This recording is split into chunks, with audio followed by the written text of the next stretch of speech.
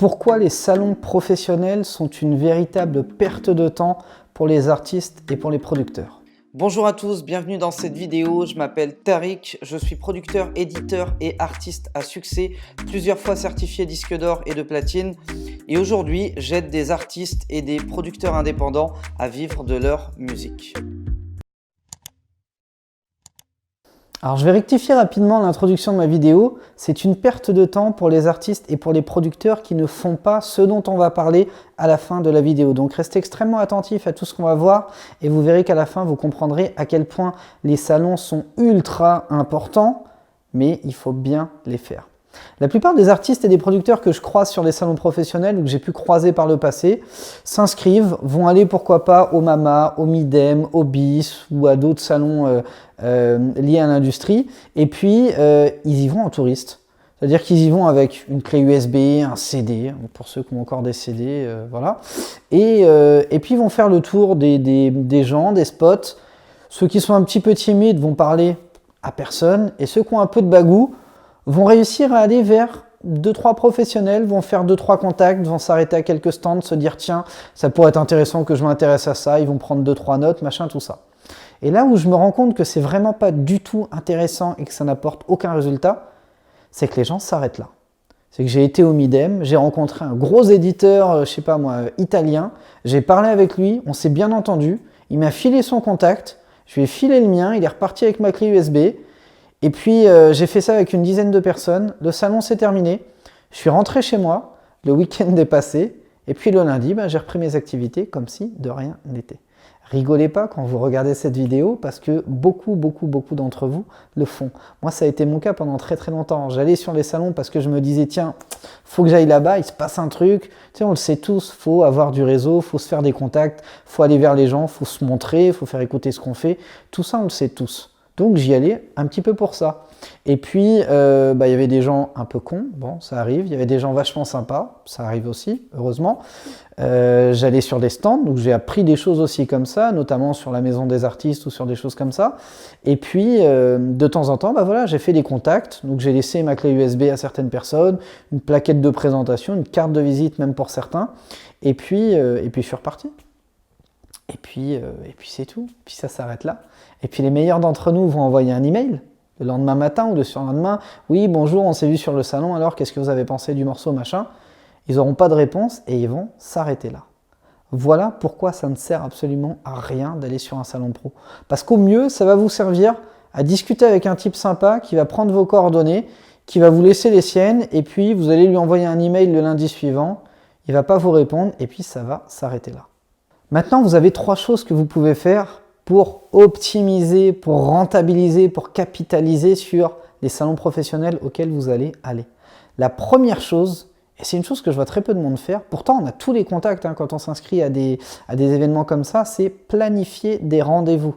Je répète, planifier des rendez-vous. Je peux vous assurer que quand je me tape le voyage pour aller à Amsterdam ou pour aller à Miami sur des salons pro à l'international, j'y vais pas juste pour faire du tourisme.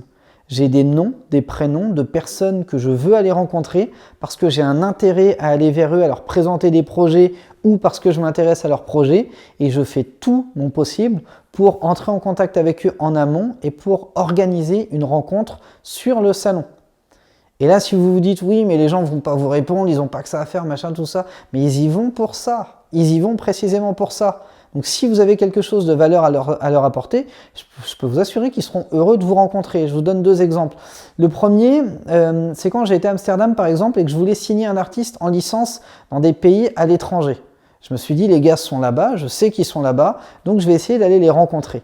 Je me suis inscrit, j'ai obtenu leurs coordonnées et j'ai fait des prises de contact. Ce qui a fait qu'ils ont accepté de me rencontrer autour d'un verre ou autour d'un repas ou même debout devant l'entrée du salon, c'est que j'avais des arguments. Je leur ai dit voilà, l'artiste est numéro 2 du top 40 club en France, il est rentré en radio ici, il est en télé ici, il y a un potentiel de développement, ça va peut-être pas marcher en France, je ne sais pas, en tout cas c'est en anglais et en espagnol, on a des capacités à le faire marcher dans votre pays.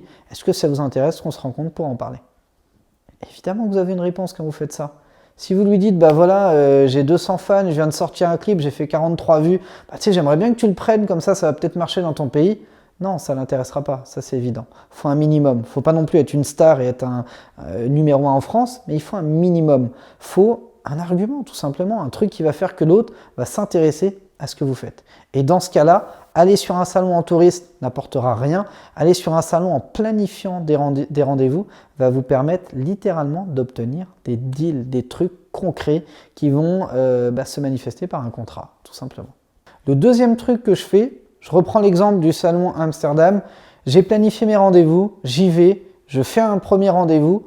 Quand j'échange mes contacts avec une personne, je lui donne ma carte, je prends la sienne. Alors, il y a une astuce qui vaut des millions sur la carte de visite dont je parle uniquement dans la formation producteur et artiste à succès. Donc, malheureusement, je ne vais pas vous en parler ici, mais ça peut vous apporter des résultats colossaux.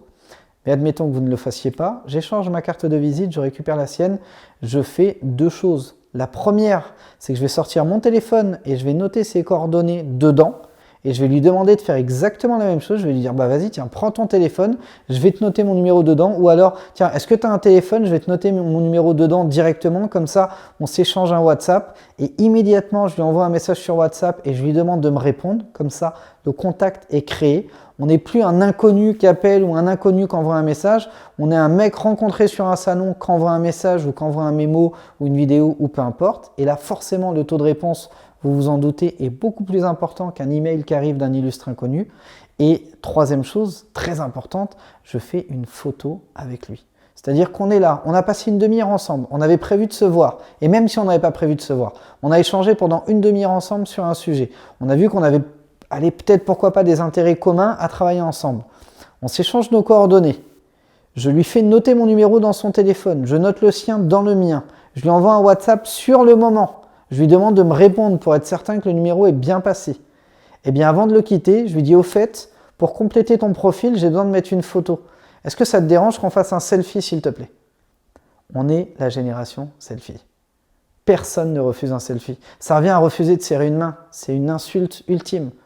Donc tu demandes un selfie, la personne te dit ouais, pas de souci.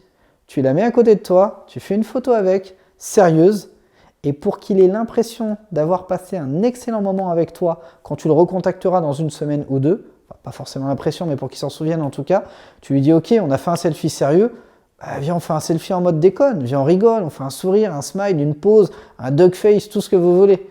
Et là vous vous retrouvez avec quelqu'un qui va délirer sur un selfie avec vous. Ça peut être refusé par certains qui sont un petit peu vieux jeu, mais la plupart du temps dans l'industrie du disque, les gens sont assez ouverts d'esprit, assez sympas, assez jeunes dans leur tête et du coup ça marche assez bien. Et puis la dernière étape, vous en doutez peut-être, c'est relancer. Relancer, recontacter la personne.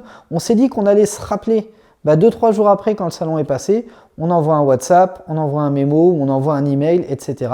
Et puis quand vous voyez que la personne ne répond pas forcément, parce qu'elle peut être occupée, parce qu'elle peut ne pas se souvenir de vous, parce qu'elle a pu se dire oui, il me dit vaguement quelque chose, mais je vois plus trop qui c'est, putain merde, comment il a fait pour avoir mon numéro, machin. Vous lui postez un selfie. Moi, ce que j'aime bien faire, c'est, avant je le faisais par email, maintenant je le fais sur WhatsApp, c'est salut, c'est Tariq. Écoute, je te relance par rapport à ce qu'on s'est dit sur le salon. Et puis au passage, tiens, j'en profite pour t'envoyer la photo qu'on a fait ensemble, parce que moi je l'ai, mais toi tu ne l'as pas. On avait vraiment bien déliré, donc merci pour le bon moment qu'on a passé ensemble. Et là, à votre avis, qu'est-ce qui se passe? Le gars de l'autre côté, alors ça peut être le boss de tout ce que vous voulez. Il reçoit un WhatsApp sur son numéro personnel. Il a votre numéro, il y a écrit votre prénom dessus. Et en plus de ça, il y a une photo selfie où il est en train de faire le con avec vous. À votre avis, qu'est-ce qu'il se dit? Est-ce qu'il se dit, oui, ce type est un type bizarre ou que je connais à peine ou machin vague? Non. Il se dit, je m'en souviens peut-être pas très bien, mais ce gars-là me dit quelque chose. Vu la tête que je fais, j'ai dû passer un bon moment avec lui. Il a l'air sympa. Je vais lui répondre. Et là, le contact est fait. Et là, je peux vous assurer que si vous allez sur un salon professionnel, que vous rencontrez 30 personnes et que vous faites ça avec les 30 personnes, vous revenez la semaine suivante, vous envoyez un message aux 30, il y en a au minimum 20 à 25 qui vous répondent et qui donnent suite et que vous allez peut-être pouvoir revoir sur un déjeuner, sur un rendez-vous d'écoute ou sur autre chose. Ça fait toute la différence.